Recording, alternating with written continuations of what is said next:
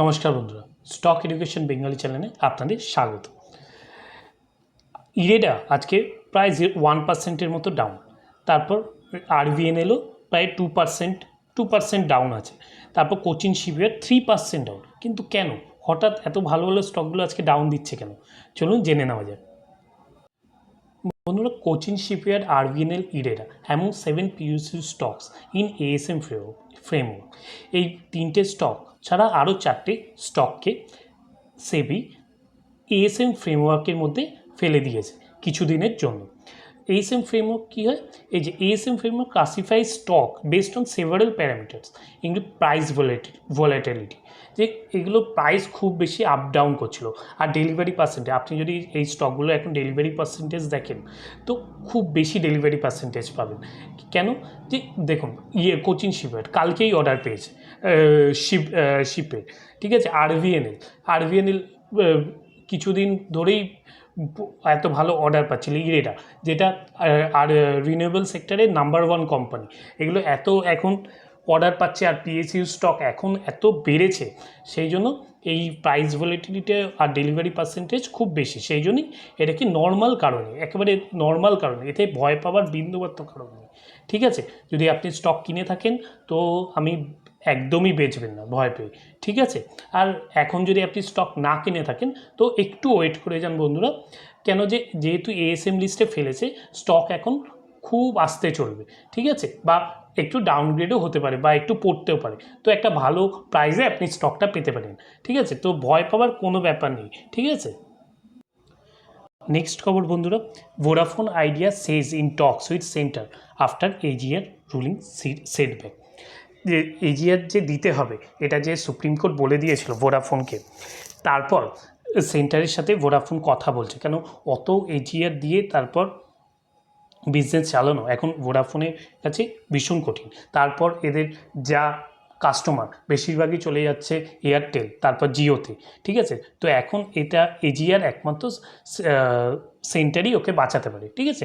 আর centre বাঁচিয়েও নেবে বন্ধুরা, centre বাঁচিয়েও নেবে, কারণ মনোপলি হয়ে যাবে শুধুমাত্র জিও, আর যেমনি জিও আর এয়ারটেল যেভাবে টাকা বাড়িয়ে দিয়েছে, তারপর এইবার যদি ভোডাফোনও চলে যায় তাহলে এর টাকা আরও বাড়াবে। আর বিএসএনএল তো সেরম এখনও হচ্ছে, কিন্তু সেরমভাবে এখনও উঠে আসতে পারেনি, সেই জন্য ভোডাফোনকে এজিআর মাফ করে দেবে। কিন্তু তাও আপনি এই ধরনের স্টক থেকে একটু বিরতেই থাকবেন, কেন হয়তো এই যে সেন্টারের সাথে কথা বলে এজিআর যখন মাফ করে দেবে, বা মাফ করে দেবে বলতে কি ডিলে করে দেবে, তখন স্টকে একটু জাম্প হতে পারে, কিন্তু সেই ধরনের জাম্পের জন্য আপনার হার্ড অ্যান্ড মানি ইনভেস্ট না করাই ভালো, ঠিক আছে। নেক্সট খবর দেখে নেওয়া যাক বন্ধুরা। নেক্সটে, Vodafone Idea shares back above FPO price after mega এত billion capex deal with vendor. এদিকে এজিআর দিতে পারছে না, কিন্তু ভেন্ডারের সাথে ক্যাপেক্স ডিল করছে, কিসের জন্য? এগুলো ওদের লাগবে, কারণ যে এই যে ভোডাফোন আইডিয়া ইনফর্ম এক্সচেঞ্জ স্যারেদি completed mega 3.6 billion or 30 crore deal, ঠিক আছে। নোকিয়া, স্যামসাং এদের সাথে ডিল করেছে, কিসের জন্য? নেটওয়ার্ক ইকুইপমেন্ট, যাতে আরও নেটওয়ার্ক বা ভোডাফোন আইডিয়া যে 5G নেটওয়ার্ক তৈরি করার জন্য এসব ডিল ওকে করতে হচ্ছে, ঠিক আছে। এখানেও টাকার খরচা আছে। তারপর আবার এজিআর ডিল, মানে স্টকের ভোডাফোন আইডিয়ার এখন খুবই খারাপ অবস্থা চলছে, ঠিক আছে। আর একটা ভালো আইপিও আসতে চলেছে বন্ধুরা, solar panel makers Vakrangee energies receive SEBI NOD certificate to launch IPO. এই যে নতুন সোলার প্যানেল কোম্পানি, এই যে সোলার প্যানেল কোম্পানি, নতুন রিনিউয়েবল সেক্টরে সোলার প্যানেল কোম্পানি আইপিও আসতে চলেছে।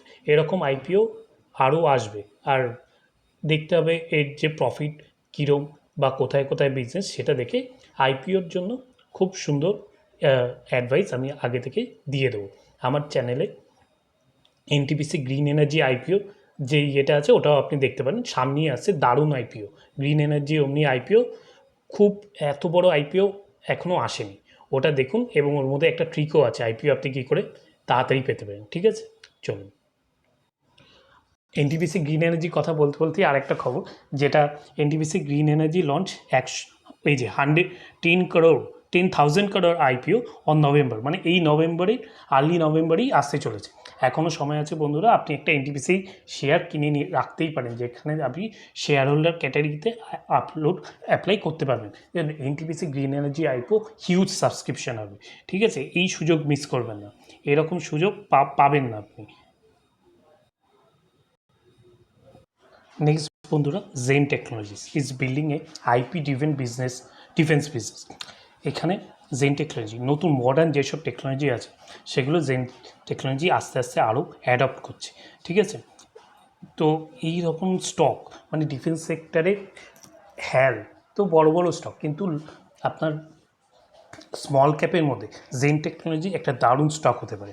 আপনি চাইলে এগুলো অ্যানালাইজ করতে পারেন এবং দেখতে পারেন, ঠিক আছে? খুব সুন্দর স্টক যে জেন টেকনোলজি। শুধু একটাই শর্ট টার্মের জন্য কোনো ইনভেস্টমেন্ট করবেন না বন্ধুরা, অন্তত 5 ইয়ার্স আমি বলছি, অন্তত 5 ইয়ার্সের জন্য আপনি 5 থেকে 10 ইয়ার্স হরাইজনে আপনি আপনার টাকা ইনভেস্ট করুন, আপনি ভালো রিটার্ন পাবেন। আরবিএনএল, জেন টেকনোলজিস, এইসব ইরেডা, এইসব কোচিং শিপের ডিফেন্স স্টক এখন দারুণভাবে চলছে, ঠিক আছে? এইসব স্টকে আপনি ইনভেস্ট করুন, 5 থেকে 10 বছরের জন্য আপনি ভালো রিটার্ন পাবেন।